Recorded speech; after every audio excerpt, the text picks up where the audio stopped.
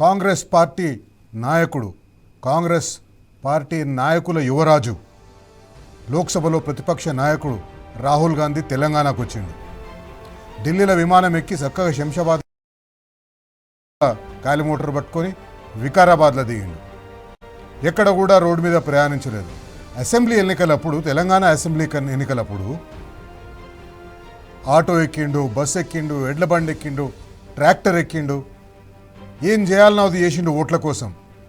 కానీ ఇప్పుడు 4వ సారి హైదరాబాద్ వచ్చిండు ఆయన తెలంగాణ అసెంబ్లీ ఎన్నికల తర్వాత. మధ్యలో ఒకసారి పార్లమెంట్ ఎన్నికల ప్రచారానికి వచ్చిండు, కానీ అది లెక్కలోకి తీసుకోకపోతే 4 సార్లు వచ్చిండు. వచ్చిన ప్రతిసారి కూడా విమానంలో రావడం, ఎయిర్పోర్ట్లో దిగడం, ఎయిర్పోర్ట్ నుంచి 2-3 కిలోమీటర్ల దూరంలో ఉండే ఆ వెన్యూకి పోవడం, అక్కడ ప్రసంగించడం, అక్కడ నుంచి వెళ్ళిపోవడం. రోడ్ల మీద తిరుగుతలేడు. ఎందుకు తిరుగుతాడు రోడ్ల మీద? 6 గ్యారంటీల మీద ప్రజలు ప్రశ్నిస్తారని, 6 గ్యారంటీల మీద ప్రజలు పట్టుకొని అడుగుతారని ఎక్కడ కూడా తిరుగుతలేడు. ఇప్పటికీ 4 సార్లు వచ్చిండు. ఒకసారేమో కులగణన మీద ఒక సర్వే చేసేందుకు వచ్చిండు. కులగణన ఎట్లా చేస్తున్నారు, ఇక్కడ ఎందుకు చేస్తున్నారు, ఎట్లా సక్సెస్ఫుల్గా చేస్తున్నారు అని చెప్పేసి చెప్తేందుకు ఒకసారి వచ్చిండు. రెండోసారి సమిట్, ఏం సమిట్ అది, ఢిల్లీ కాంగ్రెస్ పార్టీ నాయకులు పెట్టే ఒక సమిట్ అది. ఆ సమిట్కి వచ్చిండు, భారత్ సమిట్కి వచ్చిండు. 100 కోట్ల రూపాయలు ఖర్చు పెట్టి తెలంగాణ ప్రభుత్వం ప్రైవేట్ స్పాన్సర్లను తీసుకొని వచ్చేసి వాళ్ళతో పెట్టి చేస్తే ఆ భారత్ సమిట్లో పాల్గొంటందుకు వచ్చిండు. భారత్ సమిట్లో పాల్గొన్నాడు, మాట్లాడిండు, వెళ్ళిపోయిండు. ఆ సమిట్ నుంచి ఏదో పెద్ద పెట్టుబడులు వస్తాయని చెప్పేసి తెలంగాణ ప్రభుత్వం ప్రచారం చేసింది, కానీ ఇంతవరకు ఒక్కడు కూడా రాలేదు. తర్వాత 3వసారి తెలంగాణ రైజింగ్ 2047 పేరుతోటి తెలంగాణ ప్రభుత్వం చేసిన ఒక డ్రామాని రక్తి కట్టించేందుకు వచ్చిండు. సింగరేణి డబ్బులు తీసుకొని, ఇతర ప్రభుత్వ శాఖ డబ్బులు తీసుకొని ఒక లయనల్ మెస్సీని ఇక్కడ పిలిపించి మెస్సీతోటి ఒక ఫుట్బాల్ మ్యాచ్ ఆడతామని చెప్పి, ఫుట్బాల్ మ్యాచ్ ఆడలేదు, ఏం ఆడలేదు. ఇద్దరు ఫుల్ బాల్ రెండు, ఒకసారి ఈయన దనిండు, ఒకసారి ఆయన దనిండు, అయిపోయింది, ఎవరింటికి వాళ్ళు వెళ్ళిపోయింది. ఆ మ్యాచ్ని చూస్తేందుకు, లేకపోతే ఆ మెస్సీని కల్పిస్తేందుకు, తన మేనల్లుండి మెస్సీ కల్పిస్తేందుకు కోసం ఒకసారి వచ్చిండు. అప్పుడు కూడా అంతే, శంషాబాద్లో దిగిండు, శంషాబాద్కి వెళ్ళి ఫలక్నుమా ప్యాలెస్ పోయిండు, ఫలక్నుమా ప్యాలెస్కి వెళ్ళి ఉప్పల్ స్టేడియంకి వచ్చిండు, ఉప్పల్ స్టేడియంకి వెళ్ళి మళ్ళీ ఢిల్లీకి వెళ్ళిపోయిండు. ఇప్పుడు 4వసారి ఇది. చక్కగా శంషాబాద్ విమానాశ్రయంలో దిగిండు, అక్కడ హెలికాప్టర్ ఎక్కి డైరెక్ట్గా వెళ్ళిపోయిండు. మళ్ళా వికారాబాద్ నుంచి శంషాబాద్ విమానాశ్రయం, అక్కడి నుంచి ఢిల్లీకి. అసలు తెలంగాణ ప్రజలను పట్టించుకుంటలేడు. తెలంగాణ ప్రజలకు తాను చేసిన వాగ్దానాలు, సోనియా గాంధీ చేసిన వాగ్దానాలు, ప్రియాంక గాంధీ చేసిన వాగ్దానాలు ఒక్కటి కూడా ఎక్కడ కూడా గుర్తు చేసిన సందర్భం పోతలేదు. మన ముఖ్యమంత్రికి కానీ, మంత్రులకు కానీ ఎవరికి కూడా ఈ వాగ్దానాలను గుర్తు చేసిన సందర్భంలో పోతలేరు. కన్వీనియంట్గా అందరు మర్చిపోతున్నారు.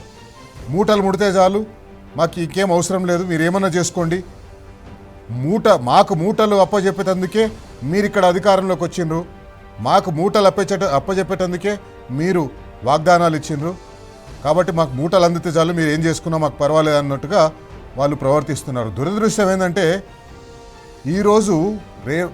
ఈరోజు రాహుల్ గాంధీ హైదరాబాద్ వస్తున్నాడని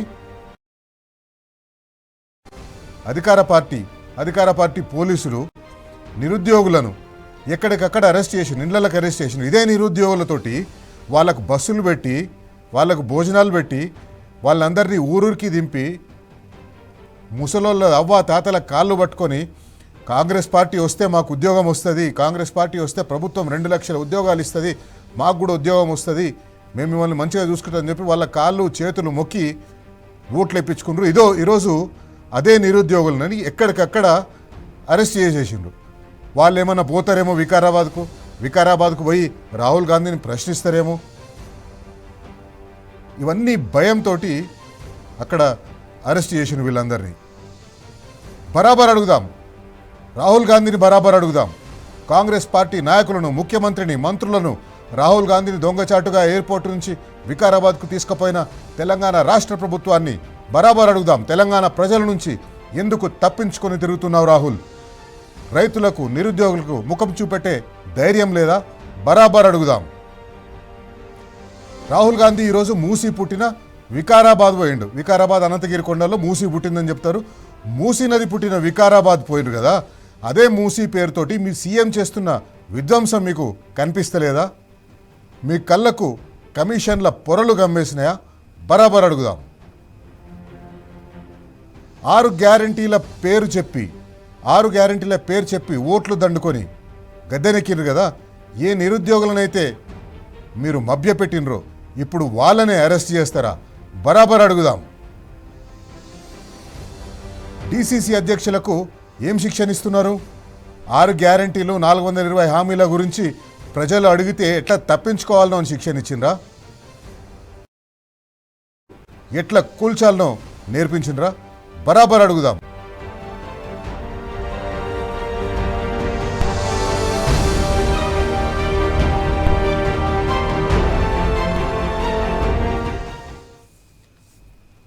ఈరోజు డీసీసీ అధ్యక్షుల శిక్షణ శర్వంలో రాహుల్ గాంధీ అక్కడ మాట్లాడినరు. ఏం మాట్లాడినరు, వాళ్ళకి ఏం చెప్పినరు, ఏందనేది ప్రభుత్వం మొత్తం దాన్ని సీక్రెట్గా పెట్టింది. ఒక్క విషయం కూడా బయటికి రాలేదు. మీడియాని అనుమతించలేదు. మీడియాని ఏదో 500 మీటర్ల దూరంలో వాళ్ళని పెట్టేసిండ్రు. ఒక్క మీడియా వాళ్ళు కూడా అక్కడ అనుమతించలేదు. కాంగ్రెస్ పార్టీ అయినా ఆఖరికి బయటకు వచ్చేమని చెప్పిండ్రా అంటే అది కూడా చెప్పలేదు. రాహుల్ గాంధీ ఏం మాట్లాడిండు, రాహుల్ గాంధీ డీసీసీ అధ్యక్షులకు ఏం చెప్పిండు, ముఖ్యమంత్రి రేవంత్ రెడ్డికి ఏం చెప్పిండ్రు, అక్కడ ఉండే ఇతర కాంగ్రెస్ పార్టీ సీనియర్ నాయకులకు ఏం చెప్పిండ్రు, పొలిటికల్ అఫైర్స్ కమిటీ మీటింగ్ జరిగిందన్నారు, పొలిటికల్ అఫైర్స్ కమిటీ మీటింగ్లో ఏం చెప్పిండ్రు, ఇవన్నీ ఏమీ చెప్పలేదు. ఇవన్నీ ప్రజలకు ఏమీ చెప్తలేరు, అన్నీ దాచిపెడుతున్నారు. ఏ ఒక్కటి కూడా బయటికి రాణిస్తలేరు. అయితే ఒక్కటి మాత్రం అందరికీ చెప్పేటట్టుగా చేసిండ్రు. రాహుల్ గాంధీ జోజిట్సు అని ఉంటుంది, ఒక బ్రెజిలియన్ జోజిట్సు. ఆ బ్రెజిలియన్ జోజిట్సు అనేది ఒక కైండ్ ఆఫ్ మార్షల్ ఆర్ట్. అంటే మనం కరాటే, తాయిక్వాండో ఇట్లాంటివి చూస్తుంటాం కదా, ఈ కైండ్ ఆఫ్ మార్షల్ ఆర్ట్. ఈ మార్షల్ ఆర్ట్ని ఉదాహరిస్తూ ఆయన డీసీసీ అధ్యక్షులకు చెప్పిండంట. ఏమని? ఒక బలవంతుణ్ణి, ఒక బలహీనుడైన వాడు ఏ రకంగా మట్టి గర్పించవచ్చు, ఈ జూజిట్సు నేర్చుకుంటే మీకు తెలుస్తుంది. ఈ జూజిట్సు కళ అదే, ఆ జూజిట్సులో ఇదే చెప్తారు అని చెప్పేసి నేర్చుకున్నారు. నేను బ్లూ బెల్ట్ జూజిట్సులో, కాబట్టి మీరు కూడా ఆ జూజిట్సు టెక్నిక్ని ఉపయోగించి బలవంతులైన వారిని మీరు బలహీనులైనా కూడా మట్టి గర్పించవచ్చు అని ఆయన ఆ జూజిట్సుని ఉద్దేశించి చెప్పిండు. రాహుల్ గాంధీ గారు ఒకటి గుర్తుపెట్టుకోండి, 2009 నుంచి 2014 వరకు తెలంగాణ సాధించే వరకు, పార్లమెంట్లో ద బిల్ ఈస్ పాస్డ్ అని చెప్పే వరకు తెలంగాణ రాష్ట్ర ప్రజలు ఆ జూజిట్సును ఉపయోగించే కాంగ్రెస్ పార్టీ మెడలు వంచిండ్రు. మాకంటే బలవంతులు లేరు అని అనుకున్న కాంగ్రెస్ పార్టీ మెడలు వంచి ఈ తెలంగాణ ప్రజలు ఆ జూజిట్సు టెక్నిక్స్ తోటే తెలంగాణ సాధించుకున్నారు. ఇప్పుడు మీరు కొత్తగా వచ్చి మీ డీసీసీ అధ్యక్షులకు బలవంతులైన వారిని ఎట్లా నేల గర్పించాలో చెప్తున్నారు. కాదు, తెలంగాణ ప్రజలు చాలా బలవంతులు. తెలంగాణ ప్రజలు మీకంటే ఎక్కువ జూజిట్సులు నేర్చుకున్నారు. తెలంగాణ ప్రజలు ఎప్పుడు మీకు ఎట్లా మీ కళలోనే, మీరు ఆరితేరిన కళలోనే మిమ్మల్ని ఎట్లా ఓడగొట్టాలి, మిమ్మల్ని ఎట్లా మెడలు వంచాలి, మిమ్మల్ని ఎట్లా కింద మట్టి గర్పించాలనేది మీకు తెలంగాణ ప్రజలకు తెలుసు. తెలంగాణ ప్రజలు బలహీనులు. మీరు డీసీసీ అధ్యక్షులను పిలిచి ఆ బలహీనులను కొని ఆ బలహీనులను మీరు ఎదుర్కోగలుగుతారా? క్వశ్చనే లేదు. తెలంగాణ ప్రజలు మిమ్మల్ని మట్టి కనిపించడం ఖాయం. అదే జూజిట్సు టెక్నిక్స్ని ఉపయోగించే మిమ్మల్ని మట్టి కనిపిస్తారు. ఇది బరాబర్ అడుగుదాం. మీరు డీసీసీ అధ్యక్షులకు నేర్పించింది జూజిట్సు పాఠాలా? ప్రజల 6 హామీలు అడుగుతుంటే, 6 గ్యారంటీలు అడుగుతుంటే, 420 హామీలు ఏమైనా అడుగుతుంటే వాళ్ళకి మీరు వాటిని ఎట్లా అమలు చేయాలని చెప్పేసి ఒక ప్రణాళిక చెప్పవలసింది పోయి, ఎట్లా అమలు చేయాలనేది ఒక రోడ్ మ్యాప్ చెప్పవలసింది పోయి, మీరు దుర్మార్గంగా ఇట్లాంటి సర్కస్లు చేస్తేందుకు వికారాబాద్కు వచ్చిండ్రా? ఈ సర్కస్లు తెలంగాణలో చెల్లవు. రాహుల్ గాంధీ తెలంగాణ వచ్చిన సందర్భంగా BRS party working president KTR ఒక ట్వీట్ చేసిండు. కేటీఆర్ ఏం చెప్పినంటే, వెల్కమ్ టు ఏఐసిసిస్ ఏటీఎం. తెలంగాణ ఏఐసిసికి ఒక ఏటీఎం లాగా మారిపోయిన సంగతి తెలిసింది. ఎప్పుడు పైసలు కావాలంటే ఇక్కడ బటన్ నొక్కాలి, ఆ బటన్ నొక్కగానే పైసలు వచ్చేస్తాయి. Have you come down to just collect 1000 rupees promised by your CM? Me CM మీకు ఇస్తామని చెప్పిన 1000 కోట్లు కలెక్ట్ చేసేందుకు వచ్చిండ్రా? మీరు దయచేసి కేర్ ఎనఫ్, దయచేసి రివ్యూ చేయండి. ప్రోగ్రెస్ 6 గ్యారంటీల మీద, 6 గ్యారంటీల అమలు మీద రివ్యూ చేయండి. ప్రోగ్రెస్ని రివ్యూ చేయండి. 420 హామీల మీద రివ్యూ చేయండి అని కేటీఆర్ రాహుల్ గాంధీకి ట్వీట్ చేసిండ్రు. రాహుల్ గాంధీని ట్యాగ్ చేస్తూ ట్వీట్ చేసిండ్రు. అట్లాగే బీఆర్ఎస్ పార్టీ సీనియర్ నాయకులు టి హరీష్ రావు గారు కూడా ఒక ట్వీట్ చేసిండ్రు. ఆయన నిరుద్యోగుల తరఫున ట్వీట్ చేసిండ్రు, ఎక్కడికక్కడ వాళ్ళని అరెస్ట్ చేస్తున్నారు. హరీష్ రావు గారు ఏం ట్వీట్ చేసిందంటే, నాడు అశోక్ నగర్లో యువత ఓట్ల కోసం రాహుల్ గాంధీ పడిగావులు, నేడు అదే నిరుద్యోగ యువత అరెస్టులు. నాడు ప్రజాస్వామ్య పాలన మా 7వ గ్యారంటీ అని ప్రగల్భాలు, నేడు ఎమర్జెన్సీ రోజులను గుర్తు తెచ్చేలా ప్రజా సంఘాల నాయకుల నిర్బంధాలు.